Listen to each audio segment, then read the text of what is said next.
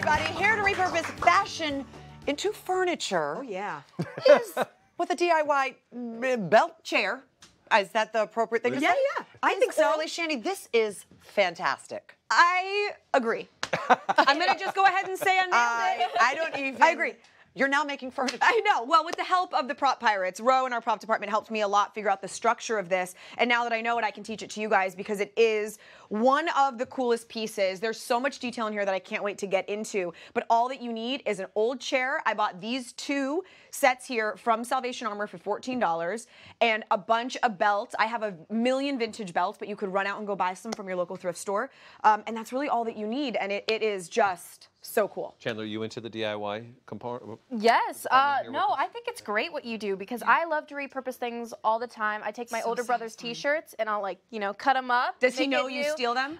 He does now. He does now. So Chandler, have you seen that T-shirt from the Y from years ago? It's my favorite. No, It's a super cute dress now. Too bad. Maybe you can make one of the T-shirts into a chair. Yeah. right. There you go. We'll see. I should Orly try that. could. Well, you can teach us. I got you covered. Yeah. I got you covered. You started earlier. Let's take a look. I did. Let's take a look.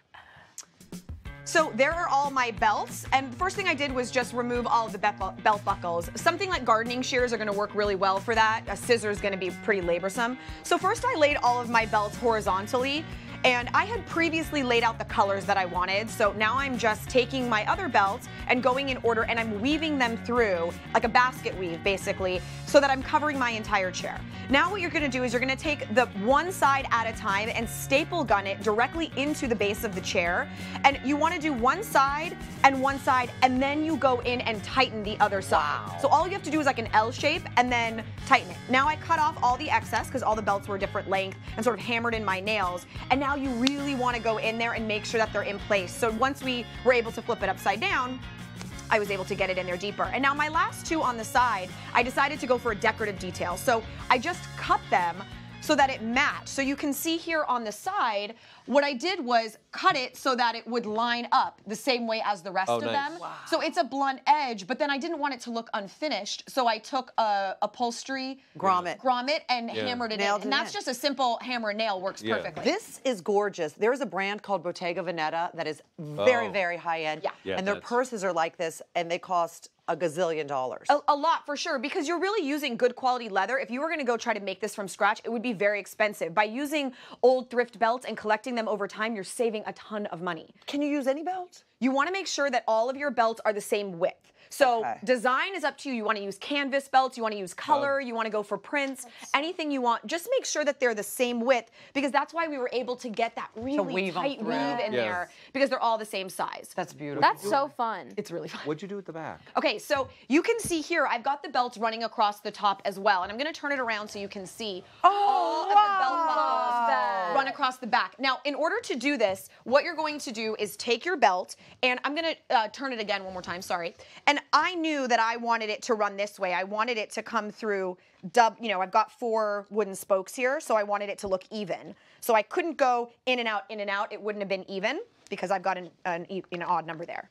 So first you're going to run it through, and now when you turn it around, what you want to do is take the belt, and you'll see obviously it's off-centered, so you like shimmy, shimmy, shimmy. And once you tighten it to the right level, if you realize that you don't have a belt loop in the right place, mark it with like an X-Acto knife or a pen, and then you can use either a leather hole punch or these guys. We use these on the show all the time. Yeah. It's a grommet setter, They're stud amazing. setter, and right on the top there is a big hole punch. So you would mark it, slide it in, creating a new loop that is the perfect place so that you can make it really tight. And then you'll be able to see on all these other ones, so you can just go like this, and it keeps sliding over.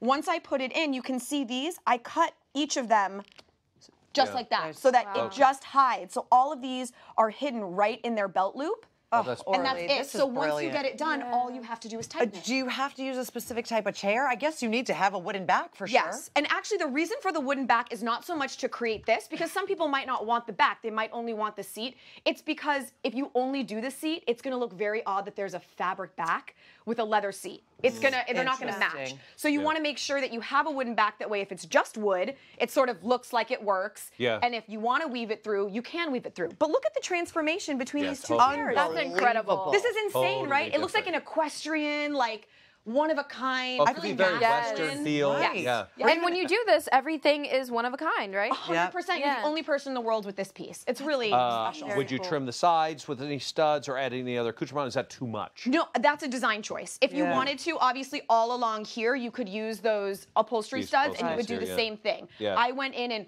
sort of took my seam ripper and just poked a little hole so that I could pop that in first and then hammered it in, and that's it. So if you wanted to, you definitely could. Do you want to put that in place? Oh, yes. You want to take a listen? This is my favorite thing you have ever made. Is it really? It really is. It looks so expensive. Look at how... Okay, I do this, and I'll apologize up front, but I love your projects, and then I go, I'll see your chair, and I'll raise it an ottoman. Oh, I like when you... An ottoman. Wow. Can we make that next week? We can make an ottoman.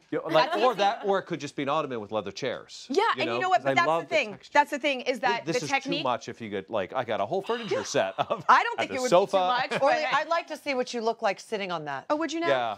I wore a belt just in honor of my Well done, Orly. See, and you can actually use it.